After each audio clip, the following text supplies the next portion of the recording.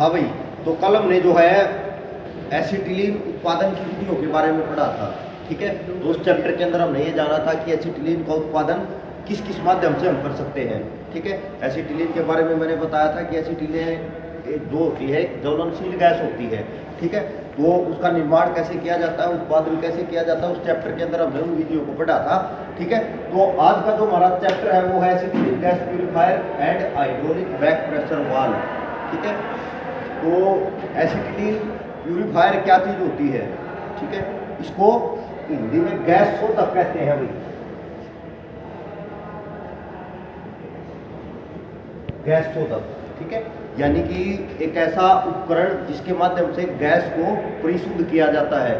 ठीक है, कोई भी गैस बनाते हैं हम, कोई भी चीज़ बनाते हैं वो 100% तो प्योर नहीं होती। ठीक है, कुछ ना कुछ उसके अंदर इम्प्योरिटीज मिली होती है, कुछ ना कुछ अशुद्धियाँ मिली होती हैं। ठीक है, तो वो अशुद्धियाँ क्या करती हैं उस गैस में, जब उस गैस का हम इस्तेमाल करते हैं तो उस गैस को वो प्रॉब्लम क्रिएट करती है। ठीक है, वेल्डिंग में, और उससे डिफेक्ट आने की संभावना उत्पन्न हो जाती है जब हम किसी ऐसी गैस का इस्तेमाल करेंगे जिसके अंदर अशुद्धियाँ हैं। ठीक है, तो उससे डिफेक्ट आएंगे ही आएंगे। ठीक है, तो गैस शोधक क्या करता है हमारा, उन त्रुटियों को जो गैस में अंदर मौजूद होती हैं, जब हम उसका निर्माण करते हैं, जो अशुद्धियाँ आ जाती हैं, जो त्रुटियाँ आ जाती हैं, उनको दूर करता है। ठीक है, और हमें प्योर गैस उपलब्ध करवाने का काम करता है। ठीक है, तो जब हम एसिटिलीन गैस बनाते हैं सबसे पहले तो हमें ये पता होना चाहिए कि अशुद्धियाँ आती कौन कौन सी हैं। ठीक है, एसिटिलीन गैस के निर्माण में कौन कौन सी ऐसी अशुद्धियाँ होती हैं जो कि होती हैं और जिन्हें हमें दूर करना है। ठीक है, तो सबसे पहले हम बात करते हैं अमोनिया। ठीक है, अमोनिया गैस होती है, एक हमें पता है। ठीक है, ये भी एक प्रकार की अशुद्धि होती है जो एसिटिलीन का निर्माण करते समय कैल्शियम कार्बाइड से उत्पन्न हो जाती है गैस के साथ। ठीक है, उसके बाद है भाई सल्फ्यूरेटेड हाइड्रोजन। ठीक है, ऐसी हाइड्रोजन जिसके अंदर सल्फर की मात्रा ज़्यादा होती है उसको सल्फ्यूरेटेड हाइड्रोजन कहते हैं। ठीक है, तो सल्फ्यूरेटेड हाइड्रोजन भी उत्पन्न हो जाती है इस गैस के साथ, ये भी एक अशुद्धि है। ठीक है, फिर एक फास्फोरेटेड हाइड्रोजन, यानी कि ऐसी हाइड्रोजन की मात्रा जिसके अंदर फास्फोरस की मात्रा ज़्यादा होती है उसको फास्फोरेटेड हाइड्रोजन कहते हैं, ये भी एक अशुद्धि है और एसिटिलीन गैस के निर्माण में उत्पन्न हो जाती है। उसके बाद वाटर वेपर, यानी कि जल वाष्प जिसको हम कहते हैं। ठीक है, तो जल वाष्प भी उत्पन्न हो जाते हैं क्योंकि पानी और कैल्शियम की रासायनिक अभिक्रिया के द्वारा हम एसिटिलीन गैस का निर्माण करते हैं। मैंने बताया था, तो पानी उपलब्ध है तो जाहिर बात है कोई भी चीज़ नमी ग्रहण कर लेती है। ठीक है, तो गैस के अंदर भी नमी आ जाती है। ठीक है, पानी के जलवाष्पों के रूप में। उसके बाद है लाइमस्टोन डस्ट, यानी कि जो हम कैल्शियम कार्बाइड यूज कर रहे हैं वो एक प्रकार की धूल भी तो उत्पन्न करता है। ठीक है, डस्ट उत्पन्न करता है, तो डस्ट उत्पन्न होगी और वो गैस के साथ जाएगी तो डेफिनेटली वेल्डिंग में डिफेक्ट उत्पन्न करेगी। ठीक है, तो इन सभी त्रुटियों को दूर करना बहुत ज़रूरी होता है एसिटिलीन गैस का इस्तेमाल करने से पहले।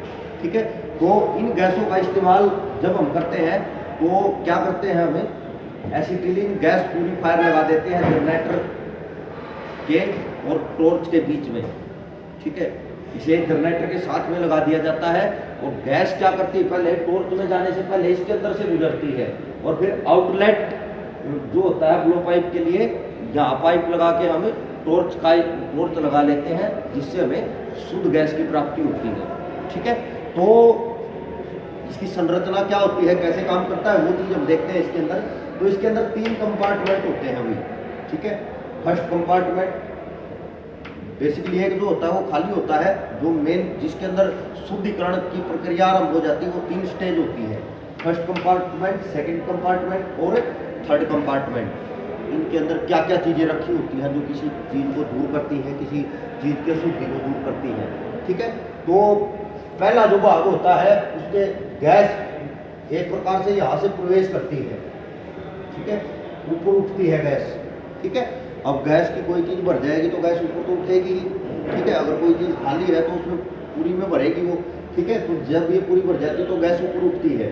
फर्स्ट कंपार्टमेंट के अंदर जब गैस पहुंचती है तो वहाँ पर प्यूमिक स्टोन रखे होते हैं। ठीक है, प्यूमिक स्टोन एक प्रकार का मटेरियल होता है। प्यूमिक स्टोन को इस पहले कंपार्टमेंट के अंदर रखा जाता है। ठीक है, तो प्यूमिक स्टोन क्या करता है, जो इसके अंदर गैस के अंदर नमी की मात्रा थी उनको सोख लेता है, यानी कि जो जल वाष्प मैंने बताए थे वाटर वेपर जो थे उनको सोख लेता है फ्यूमिक स्टोन, ठीक है, उनको अपने अंदर सोख लेता है, तो गैस जो है इस कमी से मुक्त हो जाती है, ठीक है। जो इसके अंदर ये त्रुटि आ गई थी, जो बाधा थी एक जल वाष्प की, गैस के साथ अगर पानी जाएगा, जैसा तुम घरों में देखते हो कि कई बार शिकायत होती कस्टमर की कि भाई एलपीजी गैस में पानी आ गया है, ठीक है, चूल्हा ढंग से नहीं जलता है, ठीक है, प्रभावित करता है। उसी प्रकार अगर पानी आगे जाएगा तो क्या होगा, वेल्डिंग भी प्रभावित हो जाएगी, ठीक है। तो उसके लिए हम क्या करते हैं, ये नमी को सोखना बहुत जरूरी होता है, तो जलवाष्प जो होते हैं उसको फ्यूमिक स्टोन सोख लेता है, ठीक है।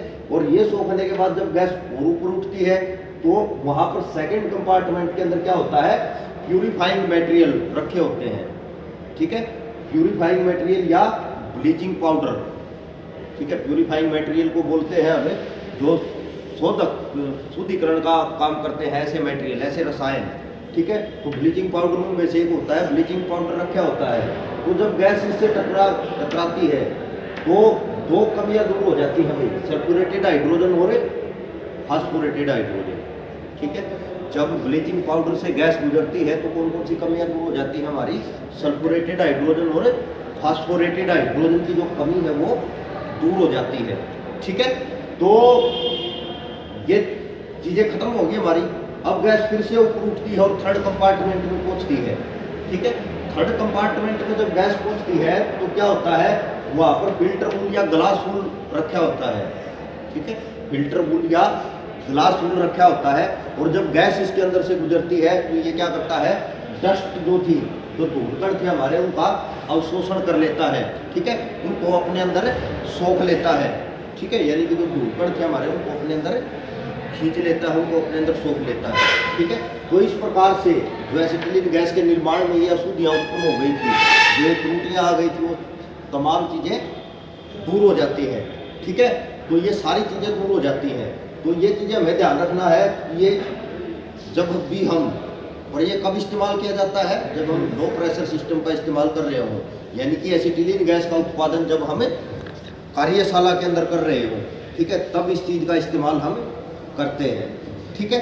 तो इस चीज़ का हमें ध्यान रखना है कि जब भी हम लो प्रेशर सिस्टम का इस्तेमाल करें, हम गैस प्यूरीफायर का इस्तेमाल जरूर करें, ताकि गैस की परिशुद्धता बनी रहे, और हम शुद्ध गैस के द्वारा ही वेल्डिंग करेंगे तो वेल्डिंग में डिफेक्ट आने की संभावना जो है वो नगण्य हो जाएगी, बिल्कुल कम आएंगे, ठीक है। अगर हम ये सारी अशुद्धियाँ जाने देंगे और डायरेक्ट यूज करेंगे तो इससे प्रॉब्लम क्रिएट होगी वेल्ड में, ठीक है, और दिक्कत आ जाएगी, ठीक है। बल्कि इससे जो है वो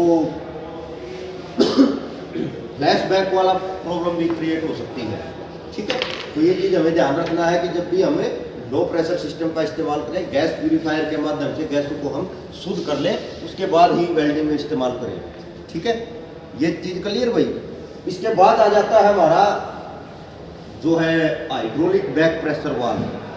हाइड्रोलिक बैक प्रेशर वाल्व क्या होता है, ठीक है। हाइड्रोलिक बैक प्रेशर वाल्व का इस्तेमाल भी लो प्रेशर सिस्टम में ही किया जाता है, ठीक है। तो हाइड्रोलिक बैक प्रेशर वाल्व को वाटर सील के नाम से भी जाना जाता है भाई, ठीक है। जो हाइड्रोलिक बैक प्रेशर वाल्व होता है उसको हमें वाटर सील भी कहते हैं।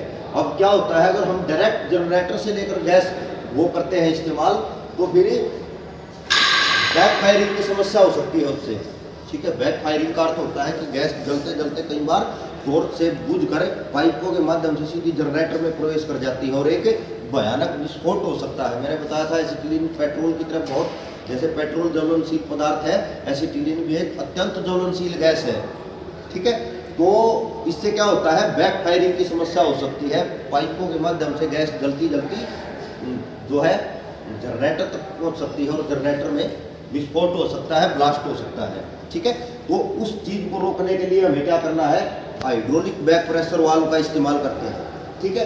तो जो हाइड्रोलिक बैक प्रेशर वाल्व होता है, इसकी बॉडी गोलाकार पाइप से बनी होती है, ठीक है। जो हाइड्रोलिक बैक प्रेशर वाल्व होता है गोलाकार पाइप से इसकी बॉडी बनी होती है और उसके दोनों सिरे बंद होते हैं, ठीक है। तो उसके दोनों सिरे बंद होते हैं, एसिटिलीन की सप्लाई लाइन में ही फिट करते हैं इसको भैया, ठीक है, क्योंकि ज्वलनशील गैस जो है हमारी वो एसिटिलीन है, तो उसी की सप्लाई लाइन में इसको हमें फिट करते हैं। जो गैस होती है एसिटिलीन, उसको सीधे तौर पर इस्तेमाल नहीं करना है, ठीक है। तो ये हमें ध्यान रखना है कि सीधे तौर पर इस्तेमाल ना करें। हाइड्रोलिक बैक प्रेशर वाल्व एक प्रकार का नॉन रिटर्निंग वाल्व होता है, यानी कि एक तरफा वाल्व होता है। ये गैस को टॉर्च तक जाने तो देता है परंतु वापस नहीं आने देता, ठीक है।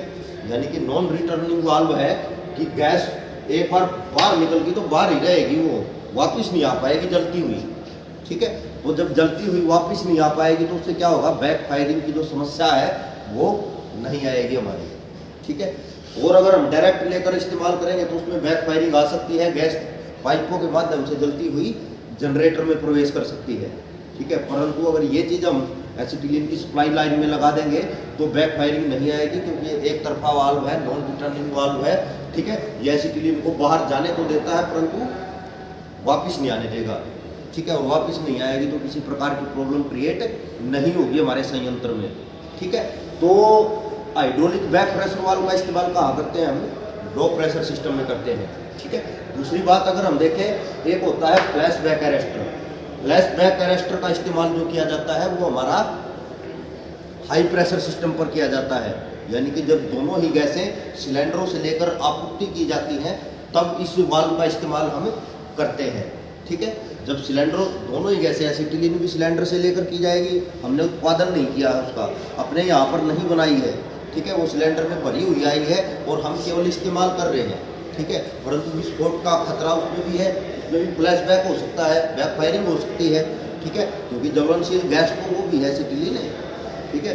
तो वो सिलेंडर में भरी हुई आई है, हमने निर्माण नहीं किया, उससे कोई मतलब नहीं है, परंतु ज्वलनशील तो है, ठीक है। तो जलती हुई वो भी वापस आ सकती है टॉर्च के माध्यम से, ठीक है। किन्हीं कारणों से तुम बहुत नज़दीक ले जाते हो तो बैक फायरिंग हो जाती है, टिप का ज़्यादा गर्म हो जाने से हो जाती है, बेस मेटल के साथ स्पर्श कर जाने से हो जाती है, ठीक है। तो जब बैक फायरिंग हो जाएगी तो वो जलती हुई सिलेंडरों तक पहुँच सकती है, ठीक है। और सिलेंडर से गैस लगातार निकल ही रही है, ठीक है। अगर एक बार आग लग जाए तो उसको कंट्रोल करना फिर बड़ा मुश्किल है, क्योंकि एसिटिलीन बहुत ही ज्वलनशील गैस है, ठीक है। तो उससे बचने के लिए हाई प्रेशर सिस्टम में हम क्या करते हैं, फ्लैश बैक अरेस्टर का इस्तेमाल करते हैं, ठीक है। फ्लैश बैक अरेस्टर ऑक्सीजन तथा एसिटिलीन के आउटलेट पाइपों पर लगाए जाते हैं। ये ऑटोमेटिक ढंग से बैक फायरिंग की समस्या को या फ्लैश बैक को रोकते हैं, ठीक है। या ठीक है, ये जो दोनों चीज़ें होती हैं ऑटोमेटिक ढंग से रोक देते हैं, ठीक है। यानी कि आउटलेट पाइपों पर ही एसिटिलीन के और ऑक्सीजन के दोनों पे लगाया जा सकता है। जबकि हाइड्रोलिक वाले में क्या था, हाइड्रोलिक बैक प्रेशर वाल्व को केवल हम एसिटिलीन की सप्लाई में फिट कर रहे थे और उसका इस्तेमाल लो प्रेशर सिस्टम में कर रहे थे, ठीक है। जबकि इसका इस्तेमाल फ्लैश बैक अरेस्टर का इस्तेमाल हम हाई प्रेशर सिस्टम में करते हैं और दोनों ही गैसों के आउटलेट पाइपों पर ही वो फिट किया जा सकता है, ऑक्सीजन वाले पे भी और इस पे भी। कई बार क्या होता है कि जो एसिटिलीन गैस होती है, एसिटिलीन की सिलेंडर से एसिटिलीन की गैस आती है पाइपों के माध्यम से, ऑक्सीजन वाले से ऑक्सीजन की आती है। कई बार क्या होता है कि गैसों की अदला बदली हो जाती है, ठीक है। गैसों की अदला बदली हो जाती है तो उससे क्या होता है, बैक फायरिंग की समस्या को बल मिलता है, बैक फायरिंग हो सकती है, ठीक है। तो उससे बचने के लिए ही हम ये लगाते हैं, ताकि अदला बदली अगर इन केस हो भी जाए तो संयंत्र पे किसी प्रकार का बुरा प्रभाव ना पड़े, ठीक है। तो ये दो प्रकार के होते हैं भाई, एक सिलेंडर माउंटेड होते हैं, एक टॉर्च माउंटेड होते हैं। यानी कि एक दो ऐसे होते हैं कि जिनको टॉर्च के पास लगाया जा सकता है और कुछ ऐसे होते हैं जिनको सिलेंडर माउंटेड यानी कि सिलेंडर के ऊपर लगाया जा सकता है, ठीक है। छोटे छोटे आते हैं हमारे पास रखे हुए हैं, मैं दिखा दूँ आज, ठीक है। तो इतने होते हैं बस, और इससे संयंत्र जो है हमारा सेफ हो जाता है। अगर बैक फायरिंग होती है, फ्लैश बैक होता है तो वो समस्या हमारी वेल्ड में उत्पन्न नहीं होगी, ठीक है। और इस प्रकार से हमें सेफ तरीके से वेल्डिंग कर पाएंगे, ठीक है। अगर दुर्घटना घट जाए, इन केस किसी भी कारण से हम इनका इस्तेमाल नहीं कर रहे, दुर्घटना घट जाए तो उससे हमारा माल का भी नुकसान होगा, व्यक्तिगत हानि भी हो सकती है हमें, ठीक है। तो सुरक्षित कार्य करना बेहद जरूरी होता है, ठीक है। तो सुरक्षा के लिए हमें क्या करना है, इनका इस्तेमाल करना है। अगर लो प्रेशर सिस्टम का इस्तेमाल हम कर रहे हैं तो हाइड्रोलिक बैक प्रेशर वाल्व का इस्तेमाल करें। अगर हाई प्रेशर सिस्टम पे वेल्डिंग कर रहे हैं तो फ्लैश बैक अरेस्टर का इस्तेमाल करें, ठीक है। तो इस प्रकार हम किसी भी कार्य को सुरक्षित ढंग से कर सकते हैं, ठीक है।